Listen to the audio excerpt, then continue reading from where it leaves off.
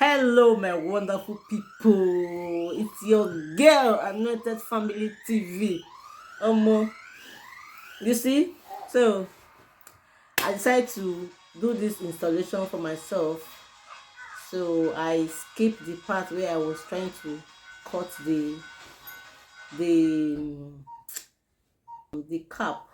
Yes, I skipped that part because I'm not a stylist. I'm just trying to do it myself. If you're in Europe, you don't know how to do some kind of things yourself. You no go see you dey do am o. People even dey wey learn the work, dem no dey do, dem dey find quick money. If you know, you know. So it's your girl Anointed Family TV. Na me be this. I don strong. Thank you guys for your prayers and everything. I got to be strong for myself, my kids, and for my husband. You know. So this is, I've already installed the wig already. As you can see, I'm not professional. Don't laugh. So let's go as I do the combi.